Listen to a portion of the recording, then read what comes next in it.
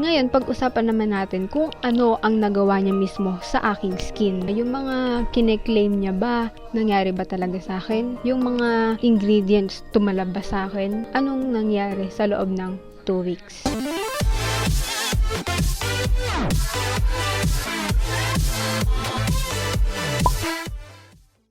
Hi, it's RS. It's nice to see you here in my channel. Before I proceed, gusto ko kayong tanungin. So, do you need improvement sa inyong skin, especially sa face nyo? Are you irritated with your black and white heads all over your nose and your cheeks? Do you have a hard time to exfoliate? Katulad ko, sa halip na dapat 2 to 3 times a week, hindi ko nagagawa. Kasi, alam mo yun, tinatamad ako. Do you have large pores? So, you want to tighten your pores? Gusto mo ba yung skin mo medyo glowy-glowy? Ganyan. Kumikintab-kintab pero hindi ka oily. How about your skin troubles? Pagod ka na ba? Lagi ka na lang bayaan. Ang dami kong negative sa aking face like that. Lastly, wala ka ba masyadong time mag-skincare pero gusto mong umayos yung skin mo? Well, this product is for you. Ito yung Tiger Yomul Spicule Cream. So, ano ba yung Spicule? First, yun muna yung tatalakayin natin. Ano yung Spicule? Anong meron? Bakit siya nasa isang skincare product? So, yung Spicule kasi, para siyang needles na pumapasok sa loob ng skin mo para, alam mo yun, para mas mag-work yung mga products na ginagamit mo sa iyong skin. So, habang gumagamit ka ng Spicule, napapa-improve niya yung iyong skin, nare-regenerate niya, yun yung pinakatrabaho niya, nagre-regenerate siya ng skin. Tapos, isa na din siyang way para makapag-exfoliate ka. Ano nga ba yung main purpose ng isang Spicule? Okay, so, ang Spicule, it acts as moisturizer ng inyong skin. So, binabalik niya yung moisture ng iyong skin. Tapos, yung mga redness sa inyong face, yan, naaano niya din yan, natatarget niya din yan. It can also act as, alam mo yun, parang siyang stress reliever kasi as you apply sa skin, may mararamdaman kang tingling sensation. Pero normal lang siya. Kung meron ka ding mga stretch marks, kaya niya ding i-treat yung mga stretch marks. As I have said kanina, ang sa Spicule cream, pumapasok siya sa ating skin. So, hanggang sa epidermis siya. So, mas ginagawa niyang active yung ibang ingredients para mas ma-hit natin yung ating concern sa ating face. Kaya nga, kung ikaw ay may skin troubles, kayang ayusin yun ng Spicule cream. So, sa loob ng 72 hours, kaya niyang mag-circulate sa iyong balat at mapaayos yung iyong skin. So, paano ka naman magkakameron ng glowy na face or lustrous face sa paggamit ng Spicule cream?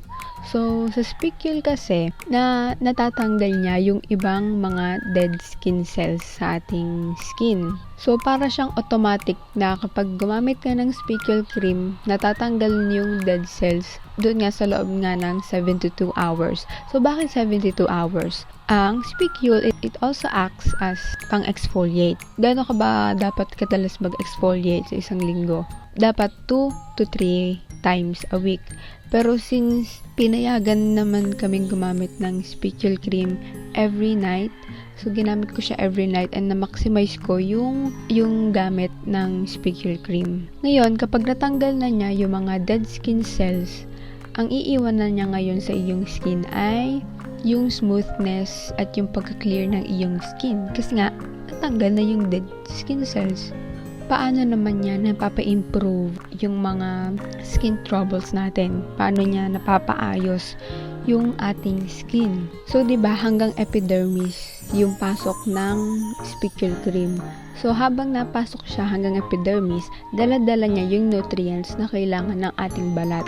Ngayon, habang pumapasok yung nutrients sa ating balat, papasok din siya hanggang cells. Tapos, yung secretion ng mga sebum natin, mababawasan na siya. So, matitira na nga lang sa skin natin ay yung moisture. Tapos, mapapa-improve na niya yung ating skin. Ngayon, before natin pag-usapan kung ano yung mga naging effect sa akin ng Tiger Yomul Spicule Cream, let us talk about the ingredients. So, there are 12 major effective ingredients na meron sa Spicule cream ng Tiger Yomul. 3 sa kanila ay tinatawag na brightening step. So, pag-usapan muna natin yung 3 brightening steps. So, meron tayong glutathione, ethyl ascorbyl ether, at saka niacinamide. Pag-usapan natin kung anong meron sa kanilang 3, bakit sila brightening step sa Spicule cream. First, yung glutathione. So, yung glutathione kasi, hindi siya pampaputi lang. So, parang side effects niya lang yung pagpapaputi. So, ano bang nagagawa ng glutathione sa Spicule cream habang ina-apply mo siya sa iyong skin? So, yung glutathione, kinokontrol niya yung mga enzymes na nagka-create ng melanin sa ating balat.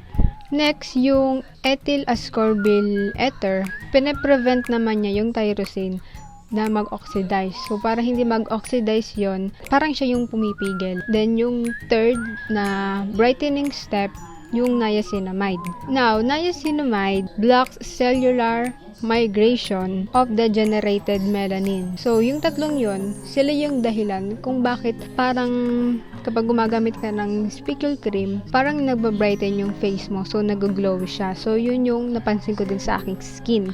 Yung 12 naman na sinasabi ko, yun naman yung pag-uusapan natin. Since nasabi ko na kung ano yung Spicule, yung glutathione, ethyl ascorbyl ether, at saka niacinamide, hindi ko na siya babanggitin dito sa major ingredients. Kasama sila sa major ingredients, pero since napag-usapan na natin, alam nyo na yon. Ngayon, dito sa packaging nila sa box, makikita nyo ito. So, ang basa dyan, hindi ako maalam magbasa, tinranslate ko lang yan. Ang basa dun yung Centella asiatica. Ang short term for Centella asiatica ay Sika. So, ano bang nagagawa ng Sika? Mataas yung concentration ng Centella asiatica sa Spicule cream ng Tiger Yomul. Meron siyang 630,000 ppm. Kapag ganun kataas yung concentration ng ingredient na ito, kaya niyang i-revive at ipasooth ang ating skin. Kaya nga ang Spicule cream na ito ay tinawag na pang-regenerate ng ating skin. So, malaking tulong yung Centella asiatica para mapaayos ang ating mga skin. We also have the marine collagen. Meron siyang protein at saka amino acids. Nagagawa niyang healthy ang ating skin habang may regeneration na nagaganap. Then, meron akong babasahin 3 ingredients kasi hindi ko sila masaulo talaga. RH oligopeptide 1. So, ang ginagawa naman niya, siya yung tumatrabaho sa skin regeneration habang gumagamit tayo ng Spicule cream. Siya din yung tumatarget sa ating mga skin troubles. Acetyl hexapeptide 8. Siya yung responsible for the anti-aging.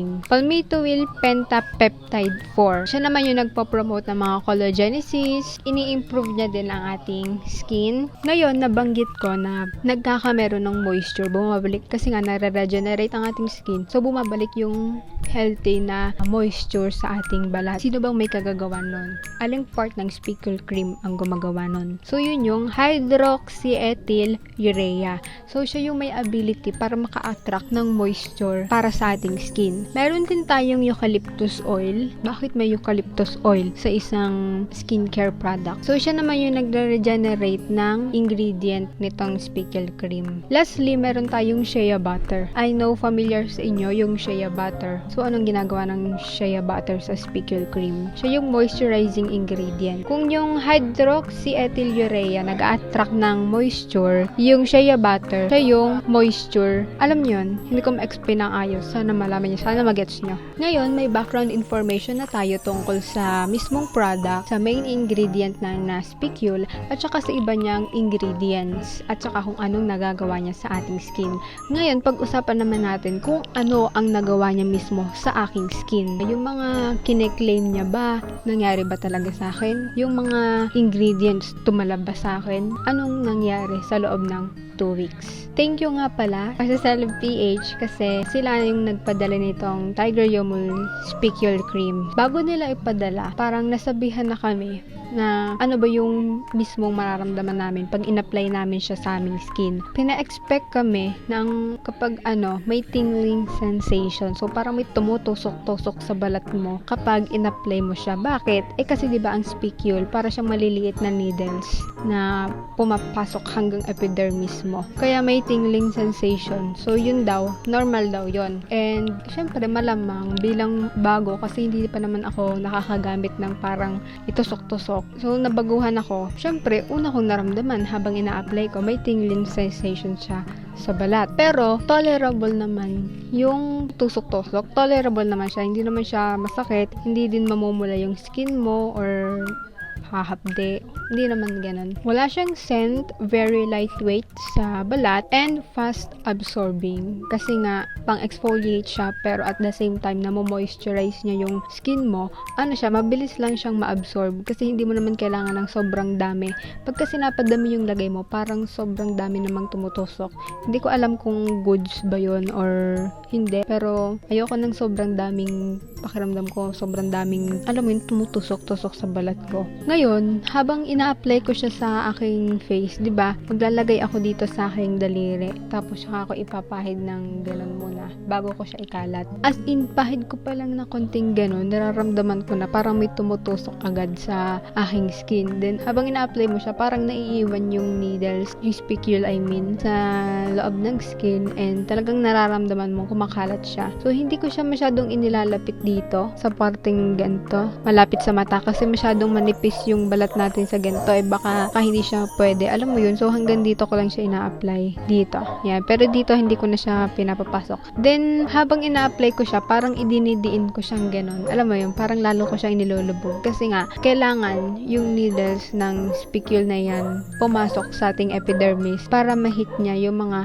skin concerns natin, para ma-maximize niya ang ingredients. Ngayon, after a week ng paggamit ko, parang napansin ko, bumabalik yung moisture ng aking face. Kasi alam mo naman yun kung gigising kang oily, gigising kang dry, ganon. Kasi dati, talagang super oily ng aking mukha. And then, nagsimula ako mag-take ng collagen, yung Neocell. Gumigising ako parang dry. Hindi naman siya totally dry, pero alam mo, yung pinagkaiba ng nasanay ka bilang oily skin, tapos magiging normal yung skin mo. Normal to dry, pero hindi pa siya super dry. Alam mo yun, as in wala kang makakapang kahit anong malagkit or what, hindi siya madulas. Then, nung after a week, napansin ko, bumalik yung moisture ng skin ko, tapos naging glowy yung skin ko, as in parang naging normal. Pakiramdam mo talaga, napaka-healthy ng moisture na lumalabas sa'yo. Kaso, on my 11th night ng paggamit, nagka-pimple ako dito ng dalawa. Pero alam kong hindi to kagagawa ng spicule cream kasi nagbago ako ng serum. Ampule na yung ginamit ko kasi tinatry ko din siya. Ito kagagawan to nun. Alam ko kasi nag-purge ako kasi nga bagong product na naman yung ginamit ko. Pero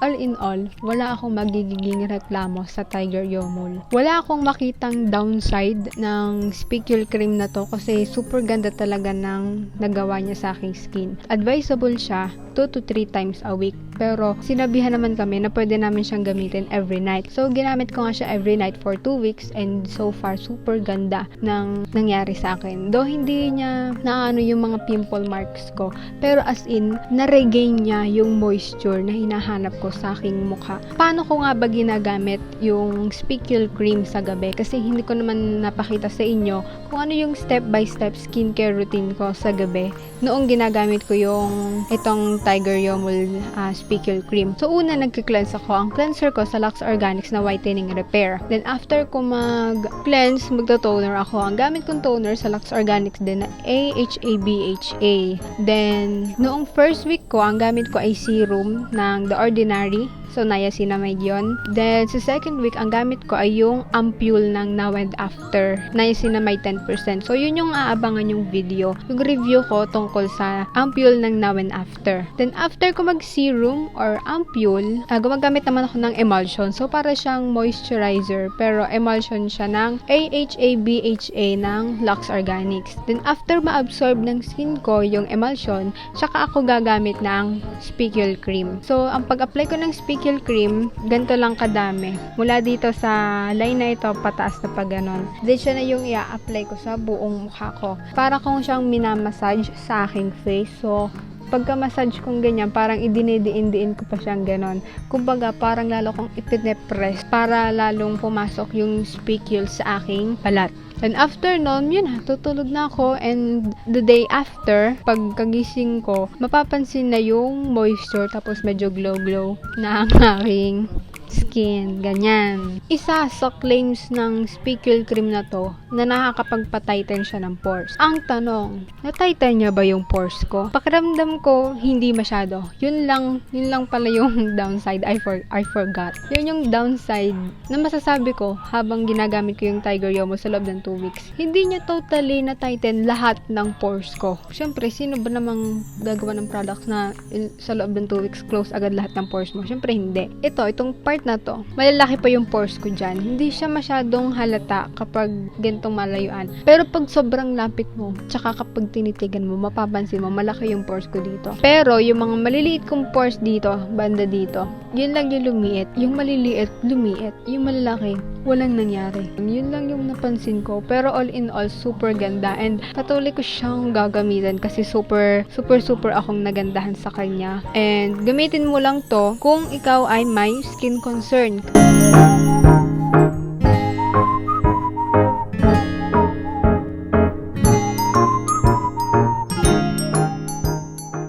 So, pwede kayong magpunta sa CELEB Market sa Shopee. Ang link ay nasa description box. So, doon makikita nyo lahat ng nireview kong products na galing sa CelebPH. Nandun yung Innisfree, Super Volcanic Pore Clay Mask, yung The Ordinary Niacinamide. Alam ko, madaming naghahanap ng The Ordinary Niacinamide na original. So, authentic kbeauty products ang nasa CELEB Market sa Shopee. So, doon kayo bibili in case na gusto nyo, okay? Kasi ang The Ordinary, hindi siya mura, guys. Mahal ang The Ordinary. Pero kung hanap nyo yung original, malamang sa ibang bansa kayo makakahanap. Pero kasi kung Shopee ang hahanapan nyo, parang mahihirapan kayong humanap ng original and authentic kasi maraming nag-i-scam ngayon. So, pumunta na lang kayo sa CELEB Market. Again, yung link niya nasa baba ha. Then, itong Spicule cream nasa nasa kanila din. And then, yung ampule ng Now and After nandoon din. Probably next week, mag-release ulit ako ng video naman tungkol doon naman sa Now and After na ampule. See you again on my next video. Don't forget to leave a like, comment, share, and subscribe for more upcoming videos. Adios!